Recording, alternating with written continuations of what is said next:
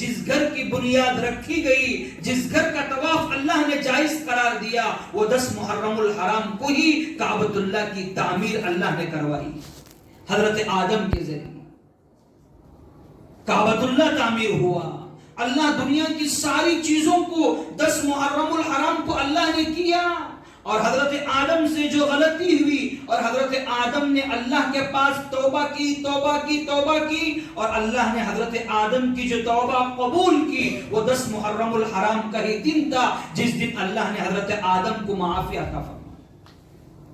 حضرت آدم نے اللہ کے پاس جو دعا مانگی، قال ربنا ظلمنا انفسنا وان لم تغفر لنا وترحمنا لنكونن من الخاسرین، وہ 10 محرم الحرام کا ہی دن تھا۔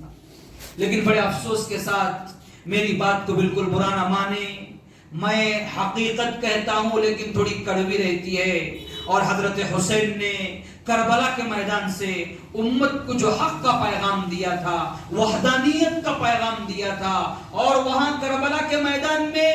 عورتیں اپنا خون سب کچھ قربان کر دیے، اور حضرت حسین نے اپنا سب کچھ کربلا کے میدان میں قربان کر دیا۔ پھر بھی حضرت حسین نے کربلا کے میدان سے امت کو یہ پیغام دیا کہ دیکھو، مومن کا سر کٹ سکتا ہے لیکن مومن کی نماز نہیں چھوٹ سکتی۔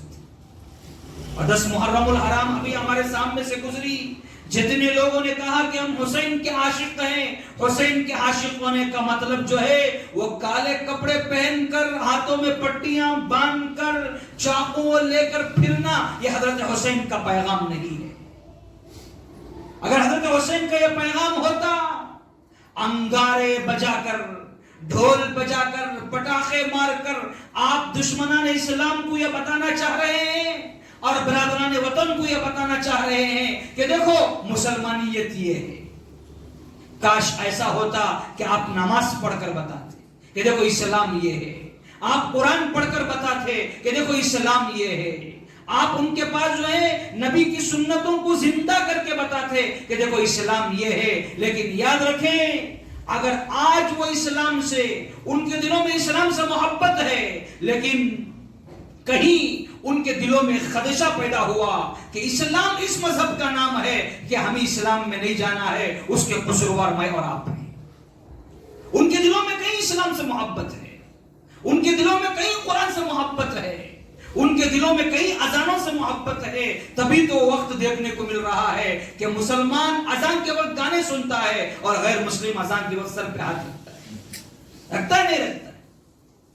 مسلمان کا بچہ بیمار ہوتا ہے تو مسلمان ہاسپٹل کو لے کر بھاگتا ہے، غیر مسلم کا بچہ بیمار ہوتا ہے تو وہ پہلے مسجد کے پاس لے کے آتا ہے۔ وہ نمازی جسے کچھ بھی آتا نہ ہو،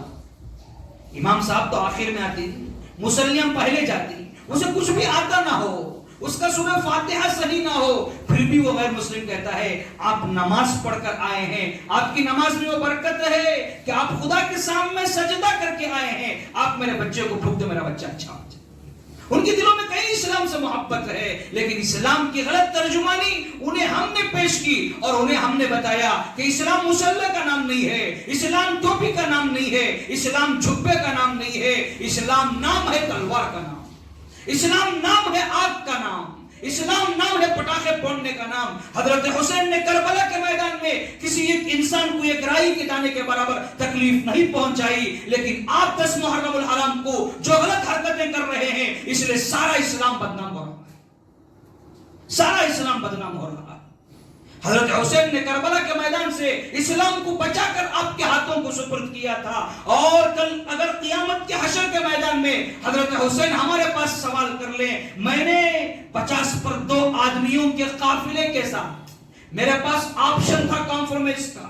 میرے پاس آپشن تھا اس کے ہاتھ پر بیعت کرنے کا، لیکن امت کو یہ پیغام دینا تھا یہاں سیٹ کا مسئلہ نہیں ہے، یہاں سیاست کا مسئلہ نہیں ہے، یہ کربلا کا میدان، یہ حق اور باطل کا معرکہ ہے، اور امت کو یہ پیغام دینا ہے کہ حسین حق کے لیے سر کٹا سکتا ہے لیکن سر جھکا نہیں سکتا۔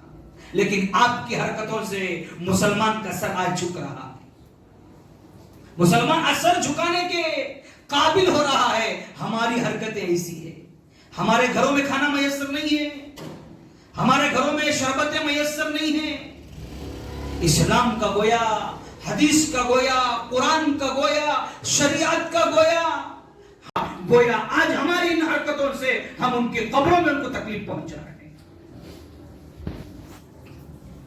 آج چند لوگ اپنے مفاد کے لیے، چند لوگ اپنی تجارت کے لیے